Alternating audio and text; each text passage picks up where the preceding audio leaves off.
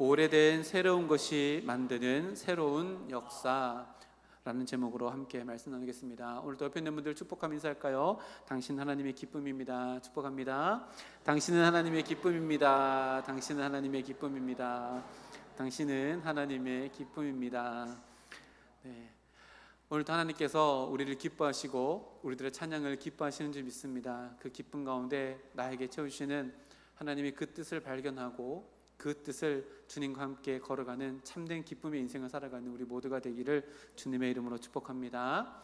오래된 새로운 것이 만드는 새로운 역사라는 제목으로 함께 말씀 나누겠습니다.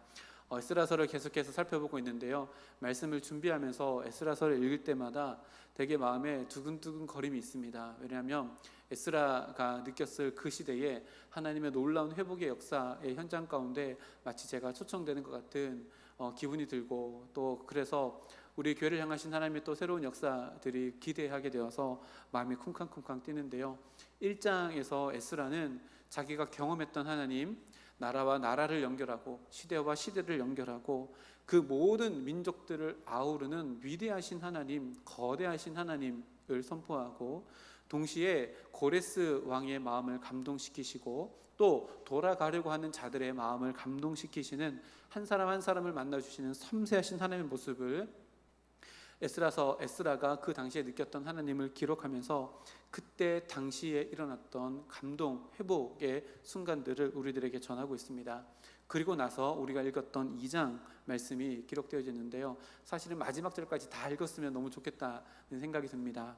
왜냐하면요, 이분들 천국 가면 다 만날 이름들이거든요. 그래서 한 구절 한 구절 다 읽어보면 오늘 읽기도 되게 힘든 어려운 이름들, 우리는 아마 평생토록 여기 있는 이름 다 기억도 못할 이름들이지만 하나님께서는 기억해 주시고 기록해 놓은 이 이름들인데요, 오늘 이 이름들 마치 지루한 족보처럼 기록되어져 있고 이게 무슨 명단인가, 이게 꼭 필요한가 라고 느낄 만큼 읽기도 어려운 본문들을 통해서 하나님께서 우리들에게 말씀하고자 하시는 것이 무엇인가를 함께 살펴보려고 합니다.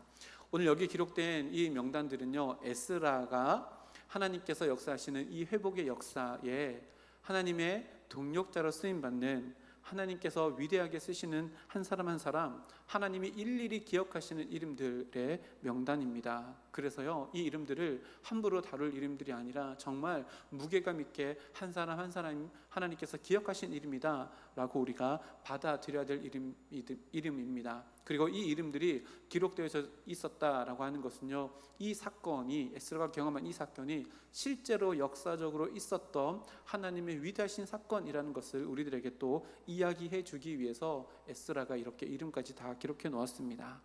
과거로 한번 돌아가 볼까요? 남유다가 망하기 전에 그때 당시에 바벨론이 티그리스 강이랑 유브라데스 강 그 사이로 진군해서 올라와서 남유다까지 정복하는 그 시기였습니다. 한 번에 남유다가 망하는 것이 아니라 북이스라엘을 다 집어삼키고 남유다를 포위하게 되는데요, 605년, 597년, 586년 세 번 이렇게 포위하고 세 번 포로로 잡아갑니다. 그리고요, 지금 에스라가 있던 이 때가 538년인데요 최초로 포로로 끌려갔던 시점을 기점으로 세보면 70년, 그리고 마지막 포로로 끌려왔던 그 시점을 기준으로 해서 세보면 약 50년 정도가 흐른 시대입니다. 그래서요, 오늘 본문 말씀 1절 말씀을 보면 옛적에 바벨론 왕 느부갓네살에게 사로잡혀 바벨론으로 갔던 자들의 자손들이라고 이렇게 기록된 요 사람들, 자손들은요, 바벨론 포로기에 와서 바벨론에서 태어나고 바벨론에서 자라난 2세대, 3세대들입니다. 1.5세대들도 아니고 2세대, 3세대들이라고 이렇게 이야기할 수 있습니다. 그래서요, 바벨론의 문화와 바벨론의 지형, 바벨론에서의 삶이 더 익숙한 자들이 바로 오늘 본문 말씀 1절에 나오는 그들의 자손들이라고 이렇게 알게 됩니다. 그러면요, 오늘 이 2절 말씀에 있는 이 본문은요, 여사로 볼 것이 아니라 무엇인가 굉장히 대단한 일이 일어나고 있다는 것을 우리가 알게 됩니다. 왜냐하면 지금 한 번도 가보지 않는 땅에 지금 그곳에 돌아가야 된다고 결단한 자들, 2세대, 3세대들이 어떻게 이런 결단을 할 수 있었을까? 그러니까요, 이것은 여기 그 성서에 살다가 다사로 이사 가는 거랑 전혀 다른 느낌입니다. 한 번도 가보지 않는 곳에 가겠다고 지금 동안 읽어놓은 우리 아버지, 우리 할아버지가 읽어놓은 모든 것들을 다 포기하고 지금 돌아가려고 하고 있기 때문에 그렇습니다. 그러면 여기에 단순히 이사하는 것을 넘어서요, 1400km 정도가 됩니다. 그때 당시로 하면요, 길게는 5달, 6달, 짧게는 3달, 4달이 걸리는 거리입니다. 어마어마한 거리를 걸어가서 도착한 곳은 아주 평화로운 그런 곳이 아니라요, 완전히 무너져 있어서 황폐한 땅을 돌아가기로 결단했다는 겁니다. 그러면 이 결단한 사람들이 2세대, 3세대들이 단순히 바벨론에서의 생활이 불만족스러워서 더 좋은 곳으로 가기 위한 결단이 아니라, 단순히 물리적인 이동이 아니라 무엇인가 더 다른 이유가 있다는 것을 의미합니다. 그 다른 이유가 뭘까요? 시편 1편에 보면요, 복 있는 사람은 악인들의 꾀를 따르지 아니하며 죄인들의 길에 서지 아니하며 오만한 자들의 자리에 앉지 아니하고 라고 이렇게 기록하고 있는데요, 복 있는 사람이 어떤 사람인지를 기록하고 있는데, 복 있는 사람은 단순히 하나님만 잘 믿는 이런 사람들이 아니라요, 구분합니다. 무엇을 구분하냐면 있어야 할 자리와 떠나가야 할 자리와 내가 머물러야 될 자리, 가야 할 자리를 구분하는 자가 복 있는 자라고 시편에 기록하고 있는데요, 복 있는 사람은 악인의 꾀, 다시 말하면 악인의 방법에서 물리적으로 돌아서는 자가 복 있는 사람. 두 번째는요, 죄인들의 길에 서지 않고 떠나가야 할 자리를 떠나가는 사람. 그리고 세 번째로 오만한 자들의 자리에 거부하고 그것을 떠나가는 자들이 복된 자라고 이렇게 기록하고 있는데요, 오늘 이 말씀을, 시편 말씀을요, 오늘 본문 말씀에 2세대들 3세대들에게 적용해 보면 이들이 왜 바벨론을 떠나갔는지를 알게 됩니다. 단순히요, 잘 먹고 잘 살기 위함이 아닙니다. 오히려 그 반대이지요. 잘 먹고 잘 살기 위해서라면요, 바벨론 땅에 할아버지 때부터 아버지, 그리고 내가 이어받을 그 기업을 바벨론에서 이어받으면 그만입니다. 그리고 지금 바벨론은 망했고 페르시아가 세계 강대국이 됐는데, 세계 강대국이 된 그 페르시아에서 지금까지 일궈놓은 할아버지, 아버지가 일궈놓은 그 기업을 더 번창시키는 것이 오히려 더 잘 먹고 잘 사는 일이었을 겁니다. 근데 이 2세대, 3세대들이 한 번도 가보지 않는 예루살렘으로 돌아가기로 했다라고 하는 것은요, 시편 1편 말씀의 근거에서 보면요, 자기가 하나님 앞에서 떠나야 될 자리와 있어야 될 자리를 구분하는 영적인 의미가 담겨져 있다는 것을 우리는 알게 되어집니다. 우리가 왜 이렇게 알게 될 수 있을까? 그 다음 구절을 계속해서 살펴보면요, 이렇게 우리가 먼저 정리를 할 수 있습니다. 우리가 하나님 앞에 내가 하나님의 자녀입니다 라고 고백한다면요, 두 가지가 함께 움직이게 되어지는데, 하나는, 잘 들어보십시오, 내가 하나님의 백성이다는 것을요 2세대 3세대들이 바벨론 땅에서 깨달았습니다. 그랬더니 두 가지가 이동되게 되어지는데, 하나는 내 몸이 실제로 움직이는 물리적인 이동이 있어졌고요, 또 하나는 그 전에 영적인 이동이 있어져서 내 삶이 이 땅에서 잘 먹고 잘 사는 것이 인생의 목적이 아니라 하나님의 백성으로서 이루어 가야 될 것이 무엇인가, 이것을 이루어가는 것이 내 삶의 목적이다. 이 두 가지가요 함께 이루어졌습니다. 이것이요 신앙생활이라고 우리들에게 이야기합니다. 예수님이 제자를 부를 때도 나를 따르라 라고 했던 그 말씀 가운데는요, 뭐가 전제되어져 있어요? 물리적인 이동이 전제되어져 있습니다. 물리적인 이동, 나를 따르라, 너 배 타지 말고 이제 나를 따라와라.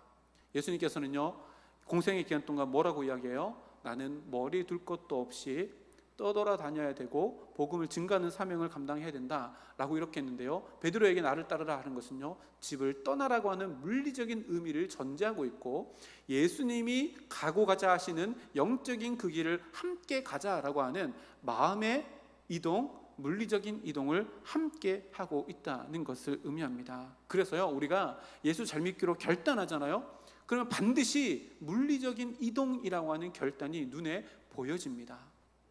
예수 믿기 전에, 예수 믿기로 결단하기 전에 했던 행동들에서요 떠나가게 됩니다. 악인들이 했던 방법에서요 떠나가는 물리적인 이동이 있습니다.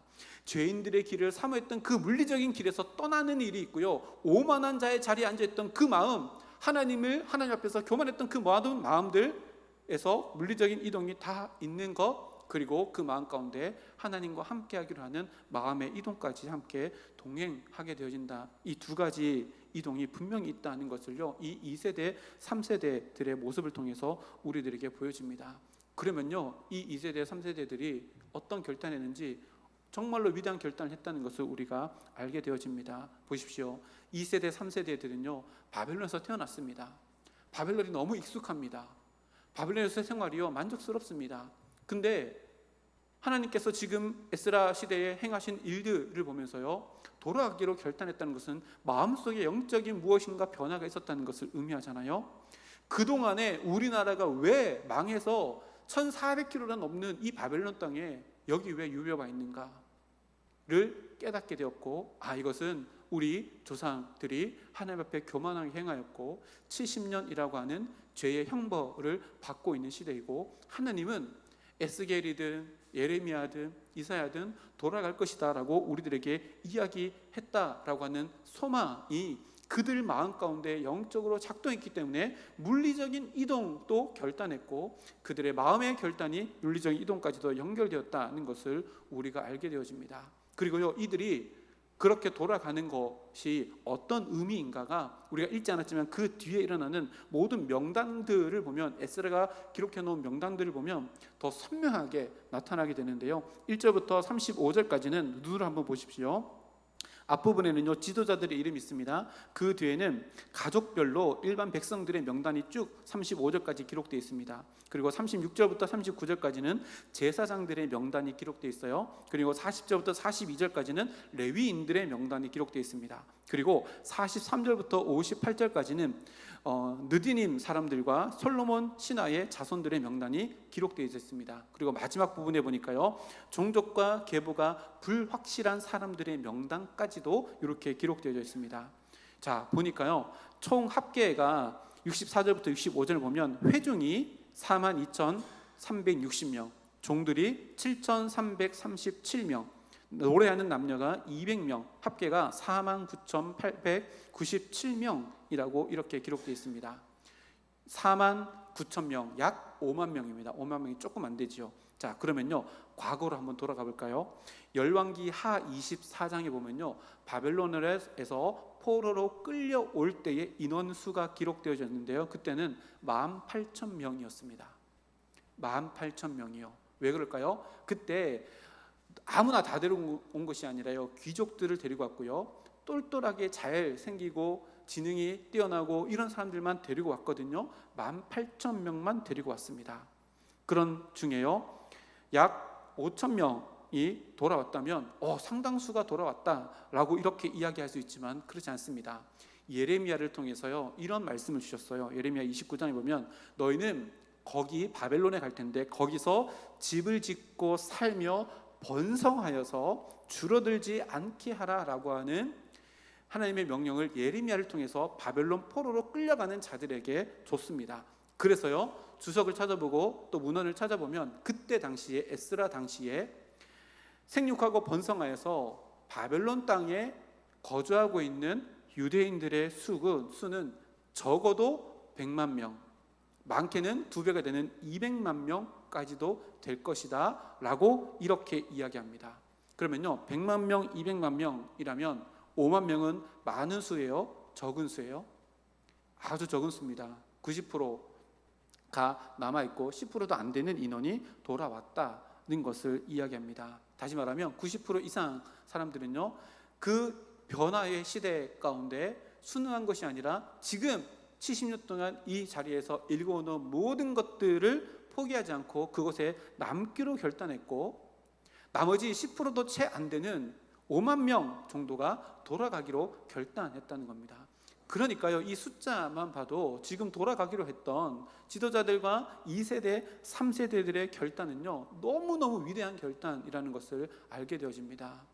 하나님은요 이렇게 일하십니다. 다수로 일하지 않습니다. 우리가 사사시대의 기도원을 통해서도 알잖아요. 다수로 일하지 않습니다. 하나님은요, 언제나 하나님께 자원하는 마음으로 하나님께 나의 인생을 내어드리는 자들, 그 소수를 통해서 일하시는데요, 이것은 성경에 남겨져 있는 남은 자 사상이라는 것과 맥을 상통합니다. 남은 자 사상, 뭐예요? 다 무너져도요, 바알 시대에도 바알에게 무릎 꿇지 않는 7,000명, 그 남은 자를 통해서 하나님은 역사하신다는 것을 우리가 알게 됩니다. 그래서 오늘 우리가 함께 앞부분 읽었지만 여기 있는 명단들은요, 일종의 하나님께서 쓰신 명예 전당과 같은 이름들입니다. 정말 위대한 이름들이 이렇게 기록되어져 있는 겁니다.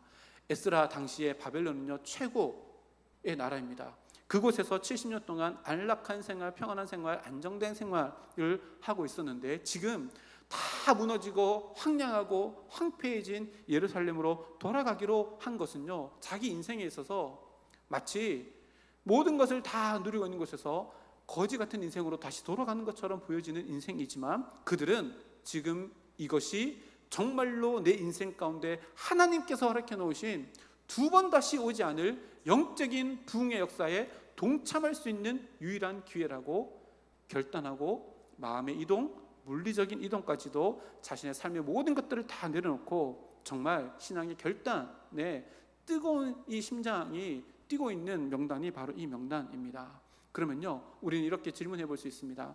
도대체 이들이 2세대, 3세대들인데 예루살렘에 한 번도 가보지 않았던 이 자들이 어떻게 이런 결단을 할 수 있었을까? 첫 번째, 먼저 생각해 볼 것은요, 2세대, 3세대들의 인생의 목적이 무엇이었는가를 우리가 충분히 유추해 볼 수 있습니다.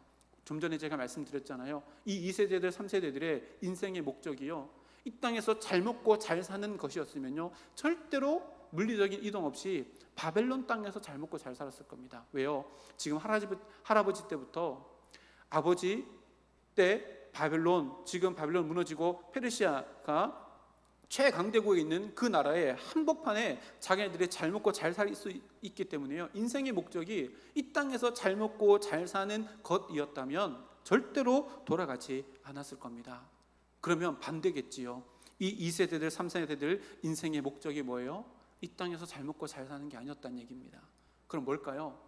내 인생이 하나님의 역사에 포함되어지기를 원하는 것, 이것이요, 이들의 강력한 갈망이었고 인생의 목적이었다는 것을 알게 되어집니다. 그리고요, 오늘 성경 말씀에 기록된 명단들을 아까 살펴봤잖아요.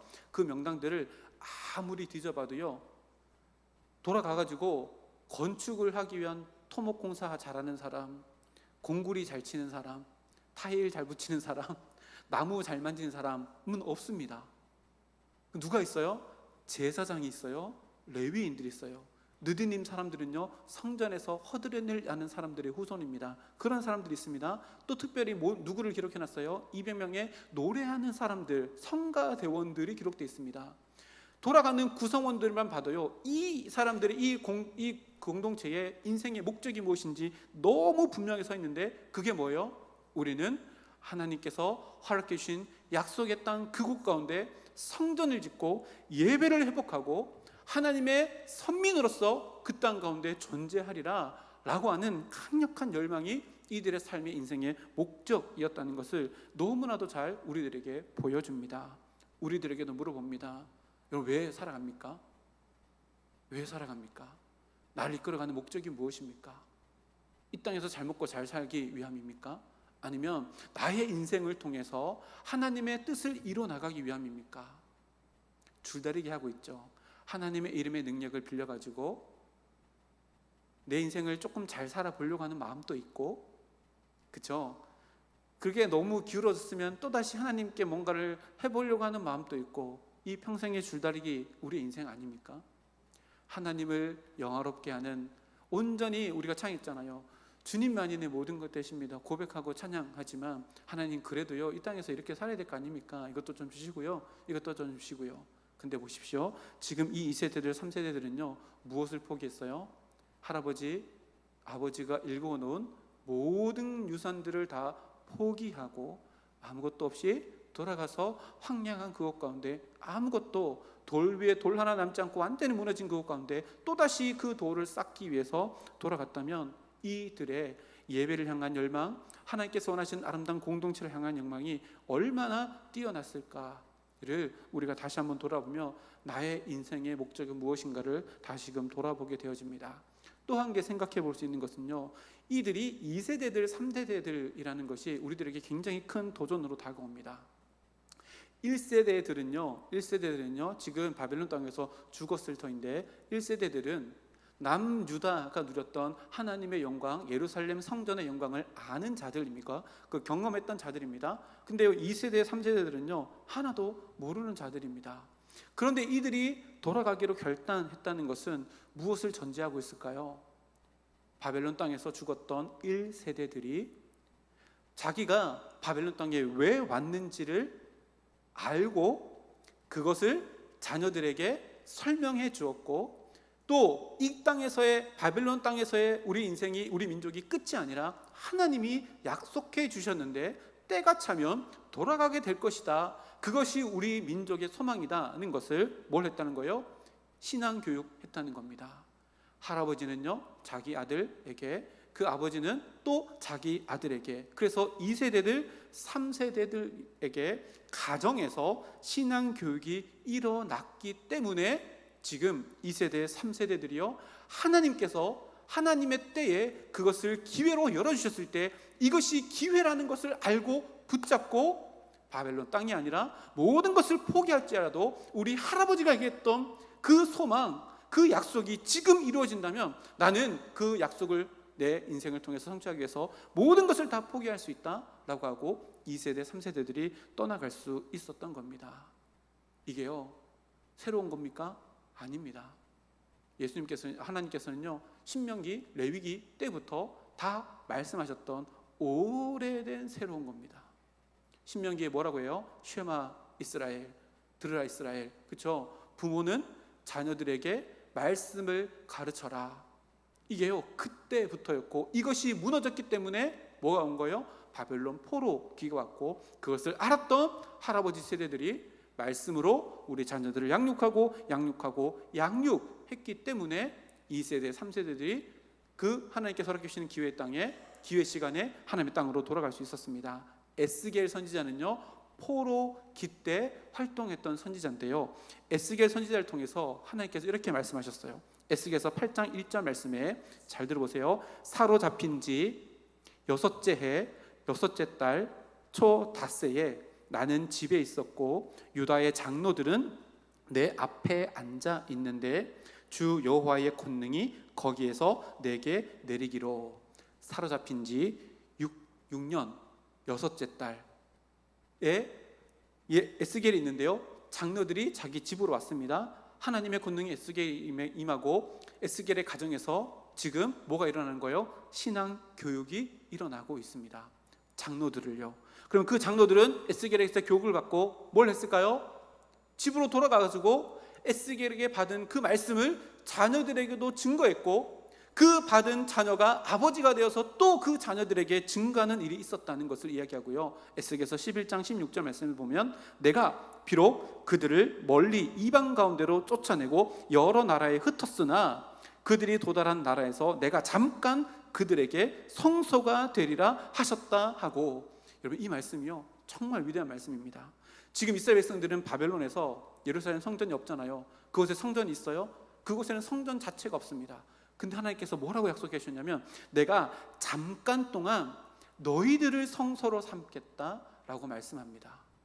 요 말씀으로 근거하여서 바벨론에서는요 가정마다 모일 때마다 에스겔 선지자 이런 사람들을 통해서 공동체 무리가 이루어졌고, 그 무리 안에서 하나님 말씀이 교육되어졌고요, 이것이 신의 신약 시대로 오면 회당의 근거가 되어지는, 회당 제도의 근거가 되어지고 기원이 되어지는 그 시작입니다.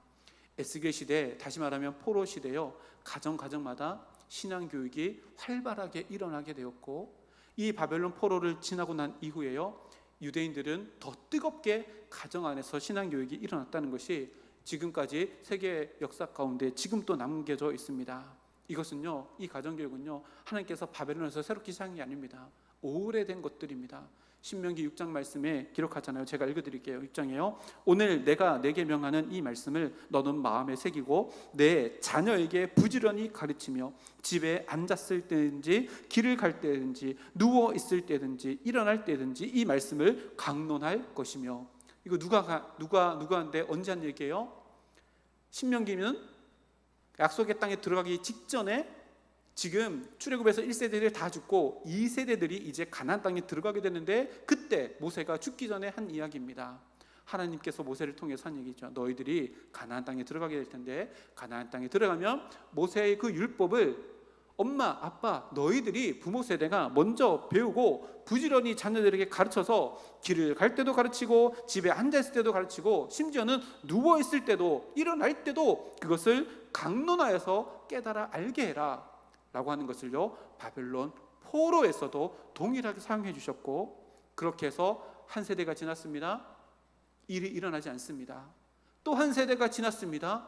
3세대가 되었는데 이 일이 실제로 일어나게 되었고, 그 3세대는 지금 일어나는 이 현상이 하나님의 위대한 역사 가운데 어떠한 것을 의미하는지를 깨달아 알게 되었고, 자신의 삶을 기꺼이 내어드리고 하나님께서 만들어 가시는 회복의 역사에 내 인생을 맡기겠습니다.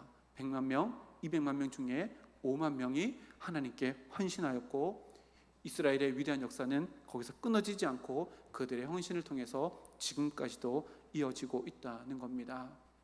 성경에서요, 계속해서 말하는 게 뭐예요?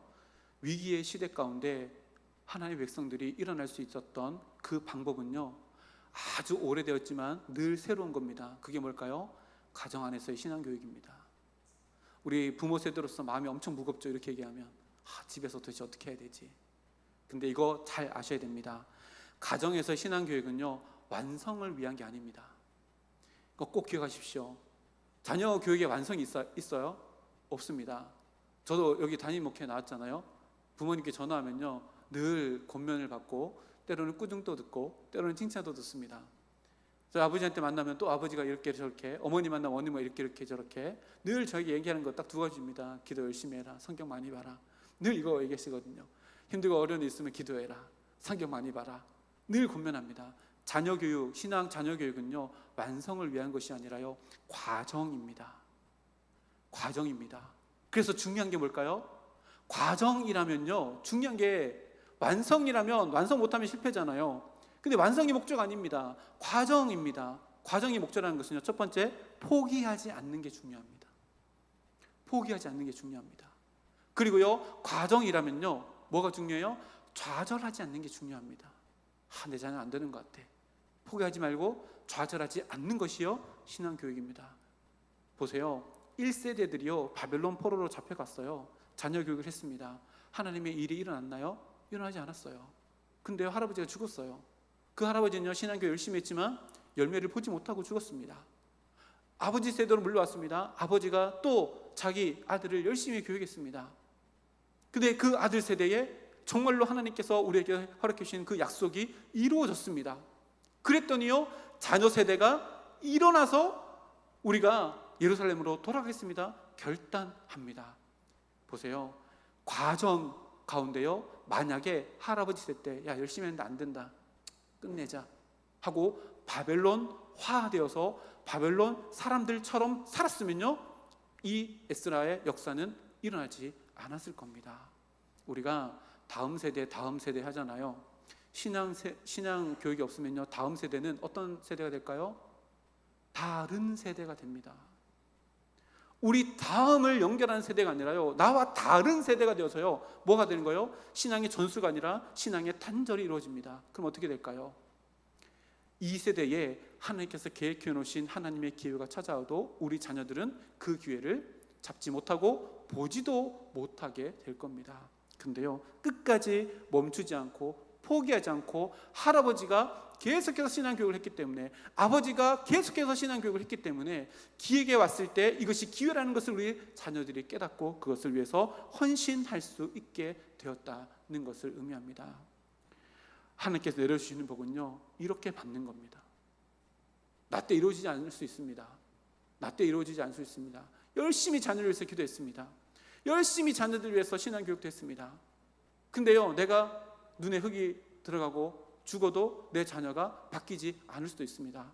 근데 성공, 완성, 이 자녀 교육의 목적이 아니란 말이에요. 목적은 뭐예요? 끝까지 포기하지 않는 거예요.